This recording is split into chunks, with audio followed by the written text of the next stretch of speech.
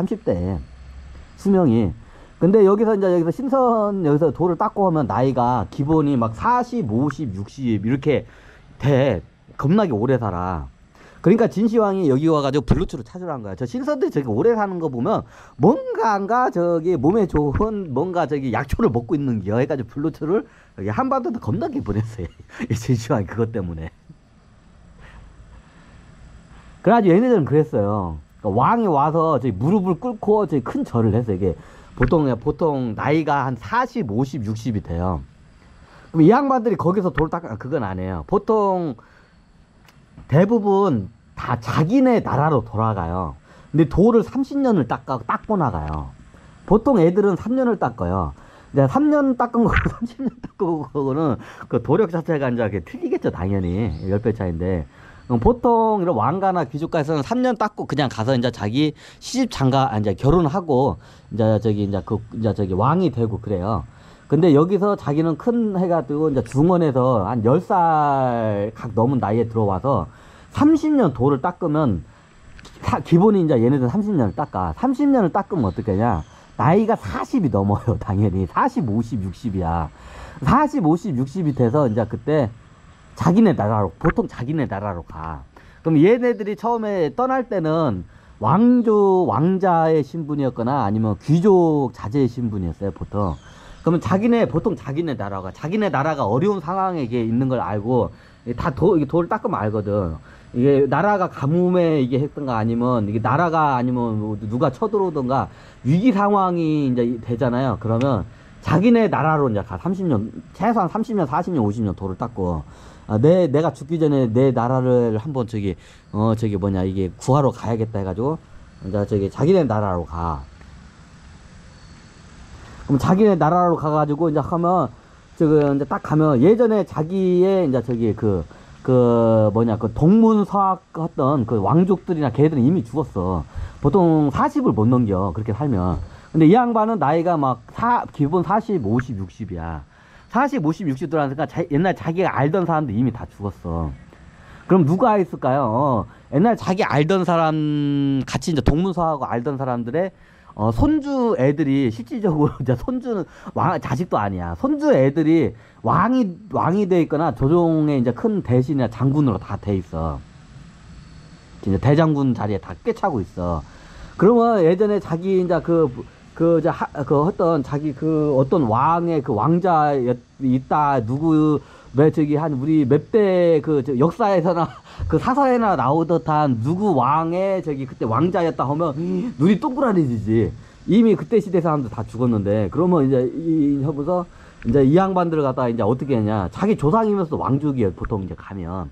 돌을 이제 10살 약 넘어서 이제 들어가지고 막 30년에서 50년 돌을 닦고 나온 양반이야. 그러면 그 나라에서는 이제 이게 자기네 나라 갔으면 왕자가 될 수도 있는 신분이었어, 그 당시에. 근데 이제 큰 뜻을 품고 오랫동안 이제 막 30년, 50년 돌을 닦고 자기가 죽기 전에 나의 나라가 이제 지금 위급한 상황이니까 구하러 온 거야.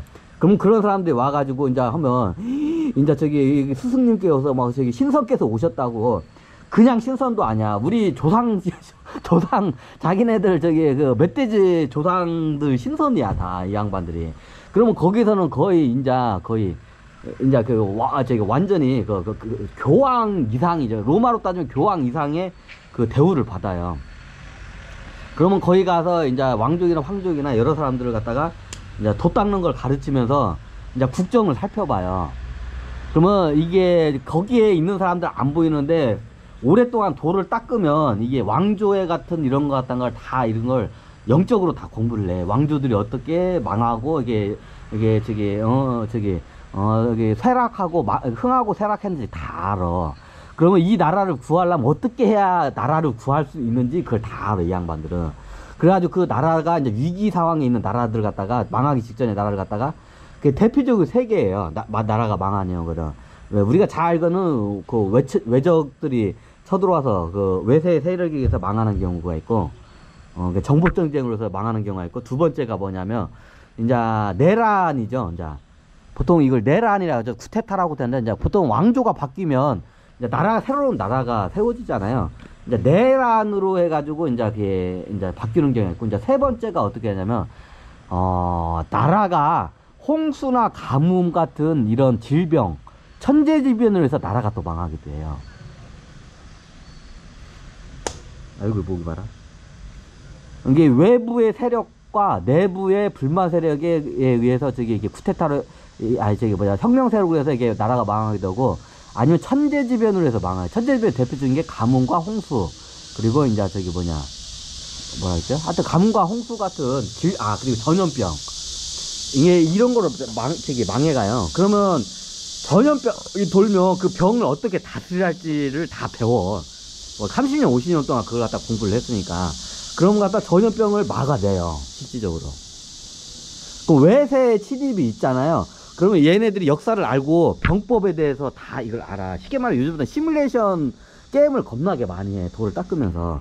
그러면 자기네 옛날 나라고 어떻게 되는지 구할 줄 알아. 자기네 나라의 국민의 근기도 알고. 그러면 외세에 그거 침입이 오면 외세를 어떻게 막아내야 할지를 알아. 병법 같은 거 잘 알고. 그리고 내전이 생기게 되면 내부의 세력들을 같이 이걸 갖다가 얘네들을 불만 세력들을 해소를 시켜줘야 얘네들이 이게 지금 않거든요. 그럼 얘네들 갖다 불만 세력들을 그걸 갖다 해소를 시켜줘야 돼요.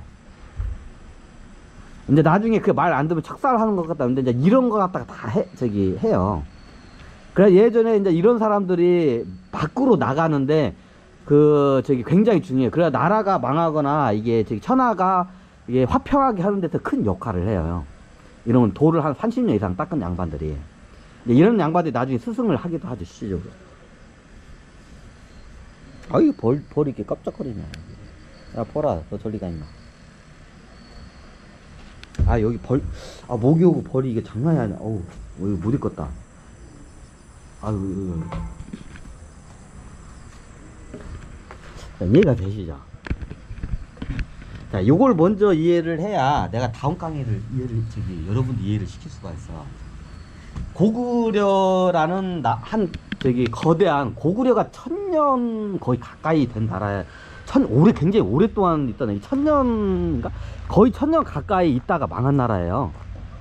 연대가 이게 잘못돼서 그런데 고구려가 굉장히 오래된 나라예요. 이게 거의 1000년을 버틴 나라예요. 이 나라가 1000년의 제국이에요.